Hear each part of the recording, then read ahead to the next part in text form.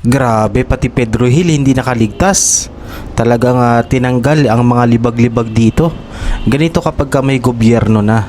Kahit na ganitong oras, tuloy-tuloy pa rin po ang serbisyo para sa mamamayang mga taga Maynila. O, kita nyo naman yan, di ba? Anong oras na ngayon?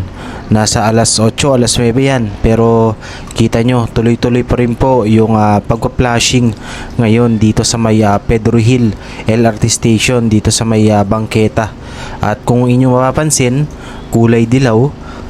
Dahil yan yung talagang totoong kulay niyan. So dahil nga sa katagalan na walang pumapansin, dahil nga nung nakaraan ay walang gobyerno, walang pagmamalasakit para sa mga ganitong klase ng daanan ng taong bayan, ay hindi nila inaaksyonan. Kaya ngayon nandito na si Yorme, asahan natin na kahit itong simpleng daanan na to na hindi nila pinapansin noon, para kay Yorme ito ay malaking tulong para sa mga tao, sa mga taga Maynila or sa mga dumadayo ng Maynila na makalakad sa maayos, malinis at mabangong daanan.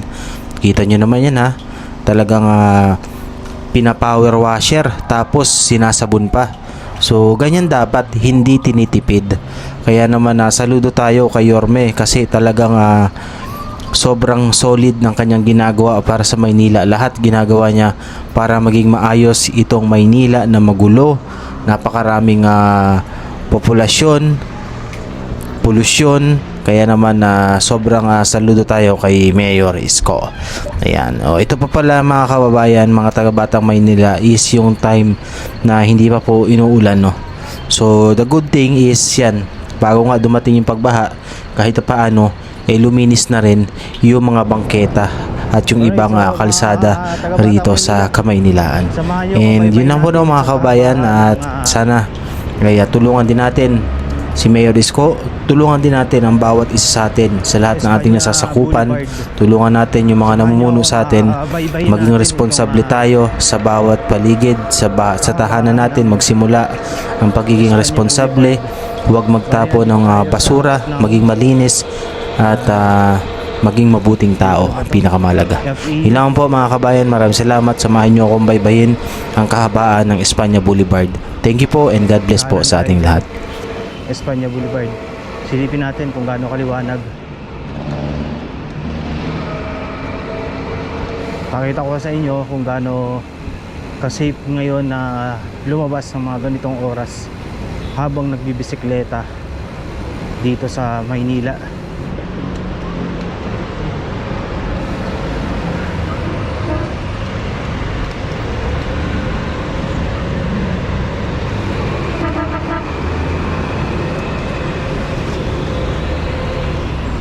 Liwanag.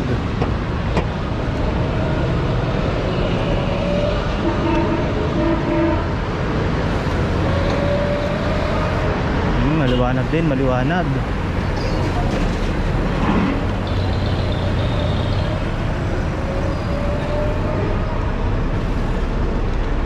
Ganda ng super taxi ng ng Joyride, Toyota Veloz. Family car talaga. Yan, Espanya Boulevard tayo, mga kababayan ko. Shout out sa mga nanonood sa atin dyan.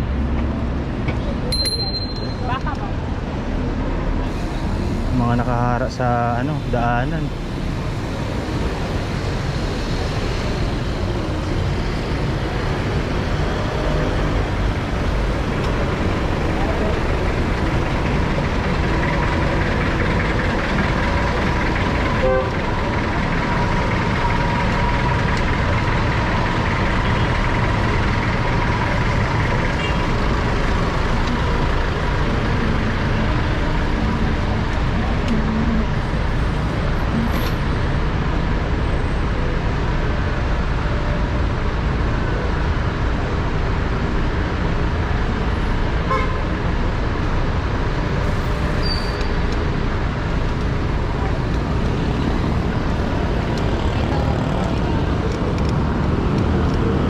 Corner Pinova Street, Espanya Boulevard.